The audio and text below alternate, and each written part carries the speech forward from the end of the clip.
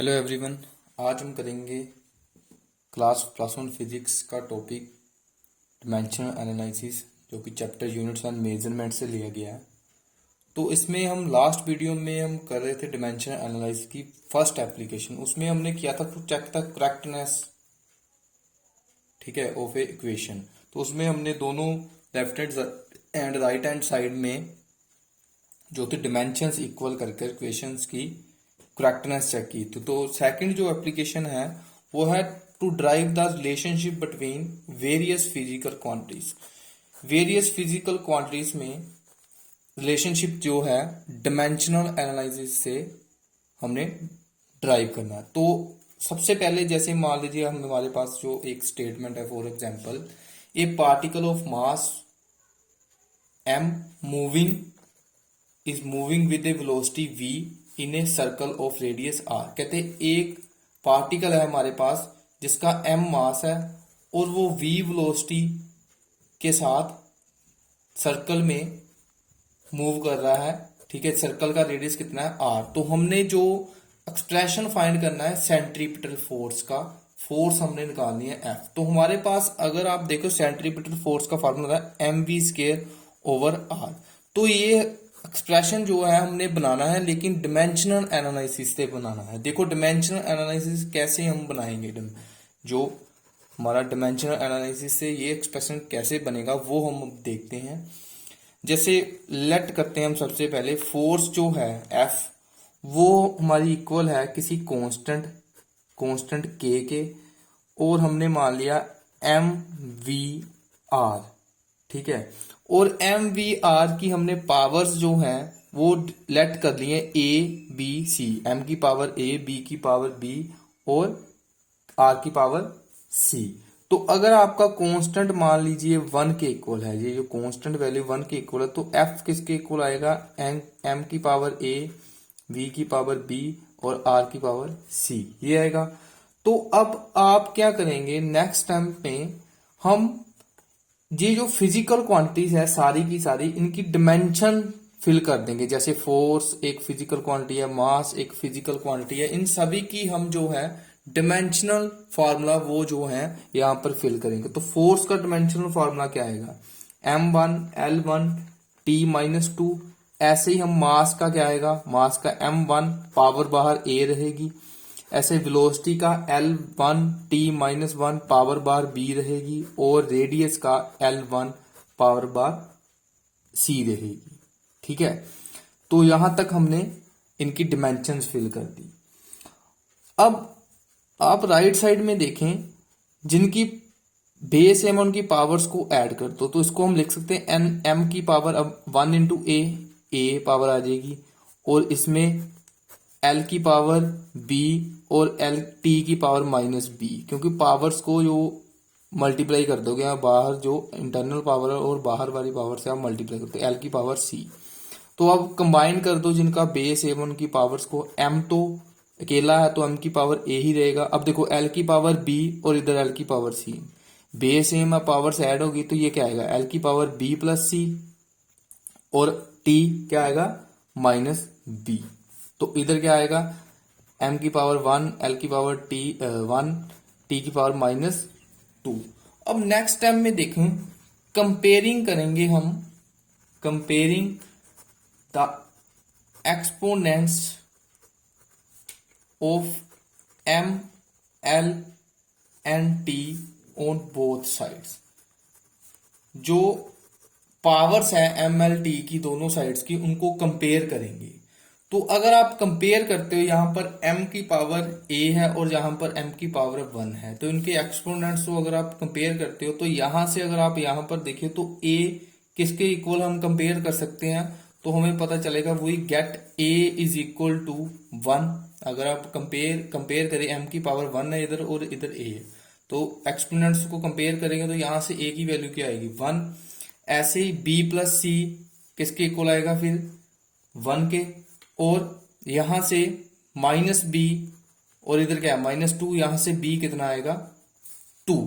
तो आपके पास अब अगर आप यहां पर इसमें अगर आप a वाला एक्सप्रेशन देते हो b plus c is equal to 1 as b is equal to 2, यहां पर 2 पुट करोगे, 2 plus c is equal to 1, और ये 2 उधर जाके -2, 1 -2, तो c की वैल्यू कितनी आएगी, -1।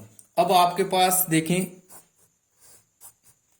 c की वैल्यू भी है, a की वैल्यू भी है और b की वैल्यू भी है। ठीक है, अब ये जो वैल्यूज हैं, अब ये वैल्यूज जो हैं आपने फर्स्ट ये वाला एक्सप्रेशन में पुट कर देनी है ए बी सी की वैल्यू। तो अब अगर आप इस एक्सप्रेशन में ए की वैल्यू क्या पुट करोगे, एम की पावर क्या है ए, तो ए क्या की वैल्यू क्या है 1, ऐसे बी की पावर क्या है, बी की वैल्यू क्या है 2, तो यहां पर क्या आएगा 2, और सी की वैल्यू -1, तो आर कितना आएगा -1, तो आर की पावर -1, तो इसको हम रेसिप्रोकल में लिख सकते हैं, एम की पावर 1 एम ही रहेगा, वी की पावर 2 वी स्केयर रहेगा, और आर की पावर -1 को हम आर ऐसे लिख सकते हैं, M V square over R. और यही एक्सप्रेशन जो था सेंट्रीपिटल फोर्स का आपने जो था वो प्रूव करवाना था डिमेंशनल एनालिसिस की बेस पर। तो ऐसे डिमेंशनल एनालिसिस कर कर हमने जो है ये एक्सप्रेशन वो ड्राइव कर दिया। ठीक है, ऐसे हमने वेरियस जो फिजिकल क्वांटिटीज में रिलेशनशिप बनवा दिया डिमेंशनल एनालिसिस करके। ऐसे ही अगर आपको मैं मान लो एक और एग्जांपल बताऊं, तो आपके पास एक पेंडुलम है, वो भी ओसिलेट कर रहा है। पेंडुलम जो है उसके ऊपर जो बोब लगी है, वो बॉल लगी है, ऐसे पेंडुलम है, ये बोब है, उसका मास जो है m है। ठीक है, एक्सलेशन करेगा वो ग्रेविटी g के साथ, और लेंथ जो है, जो पेंडुलम की लेंथ है वो कितनी है, l है। तो अब इसमें हमने टाइम पीरियड कैलकुलेट करना है, टाइम पीरियड कैलकुलेट करना है। टाइम पीरियड क्या है उस पेंडुलम का ओसिलेट करने का। तो सबसे पहले हम दोबारा से, अब आपने टाइम पीरियड निकालना, तो f पहले था सेंट्रीफ्यूगल फोर्स, तो हमने f लिखा, अब टाइम पीरियड को हम t लिखेंगे, और बाकी वैल्यू हम वैसे लिख देंगे जो आपका कांस्टेंट k, m की पावर a, इसमें क्या आएगा, मास है l है, l की पावर b, और ग्रेविटी है g। देखो जो फिजिकल क्वांटिटीज उन्होंने बोला है वही हमने ली थी। पहले थी mvr, पहली एग्जांपल में पहले वेलोसिटी था, रेडियस था और मास था। अब मास है, लेंथ है और ग्रेविटी है, तो उनकी ही हमने पावर जो है लेट कर लेनी है। ठीक है, अब अगर आपका कांस्टेंट मान लीजिए, कांस्टेंट आप 1 कंसीडर नहीं भी करते तो ऐसे ही रहने दो, मान लो आप के ऐसे ही रहने दो, कांस्टेंट कोई वैल्यू है, कांस्टेंट ऐसे ही रहने दो आप। ठीक है, तो अब नेक्स्ट स्टेप में हम क्या करेंगे, इनकी डिमेंशंस लिखेंगे सबकी, टाइम पीरियड की, मास की, लेंथ की और ग्रेविटी की। टाइम पीरियड की डिमेंशन क्या है, m0 l0 t, time period 1। ठीक है, टाइम पीरियड के सिर्फ टाइम की डिमेंशन आएगी, बाकी तो सभी 0 है। ठीक है, तो इसमें अब कांस्टेंट की तो डिमेंशन होती नहीं, वो डिमेंशन लेस होता है। तो मास की अब डिमेंशन है, तो बाहर पावर a रहेगी, लेंथ का l, बाहर पावर b रहेगी, और एक्सेलेरेशन की ग्रेविटी l1t-2, तो ये c पावर रहेगी। तो अब इनकी पावर बेस सेम, जो बेस सेम है उनकी पावर से ऐड कर दो, m तो अकेला है, a आएगा, l क्या आएगा, l की पावर b प्लस c, क्योंकि एक l इंटू बी, एल की पावर b, और एक यहां से c मल्टीप्लाई होगा 1 के साथ, और बेस सेम है l और l, पावर्स दोनों की ऐड, और लास्ट में t -2c।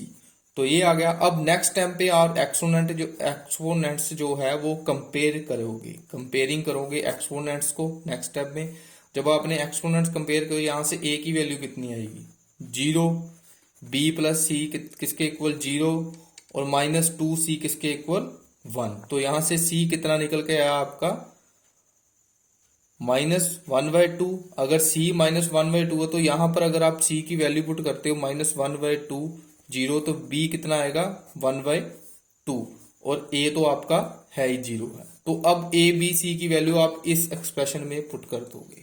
तो जब आपने a b c की वैल्यू पुट की इस एक्सप्रेशन में, तो ये क्या आएगा, ये कांस्टेंट रहेगा k।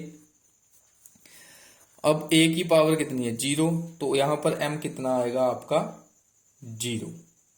ठीक है, तो ऐसे ही l की पावर b है, तो b की वैल्यू कितनी 1/2, g की पावर कितनी -1/2।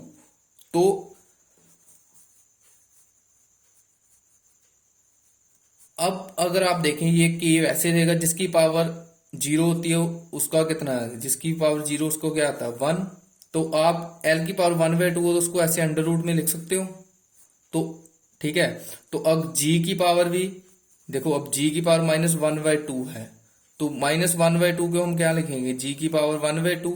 तो 1/2 को हम अंडर रूट में लिखते हो तो क्या आएगा, जी अंडर रूट ऐसे आएगा, तो हम डायरेक्ट ही इधर अंडर रूट जी ऐसे लिख देंगे। ठीक है, तो अगर आप कंबाइन करते हो, ऐसे इसको कंबाइन करते हो तो ये क्या आएगा, के अंडर रूट एल बाई जी, दोनों अंडर रूट में है तो आप कंबाइन भी कर सकते हो। तो ये आपका टाइम पीरियड आ गया, एक्सप्रेशन आ गया, time period of simple pendulum. ठीक है, वैसे तो ऐसा होता है expression T is equal to 2 pi under root length of pendulum over gravity, ये एक्सप्रेशन था फाइनल। तो यहां पर हमने 2 पाई लिया है, वहां पर हमने कांस्टेंट ले, के आपका कांस्टेंट है तो कांस्टेंट को आप 2 पाई भी कंसीडर कर सकते हो, यहां पर आप 2 पाई ले लेते सीधे। ठीक है, इसमें कोई प्रॉब्लम भी, आपने के लिया या 2 पाई नहीं लिया, वो कांस्टेंट है वो हमने पहले ही लेट करना है। ठीक है, तो इसलिए आपका जो एक्सप्रेशन है वो यहां तक बिल्कुल सही है। ठीक है, तो ये हमने रिलेशन जो है वो बना दिया फिजिकल क्वांटिटीज में डायमेंशनल एनालाइज की बेसिस पर।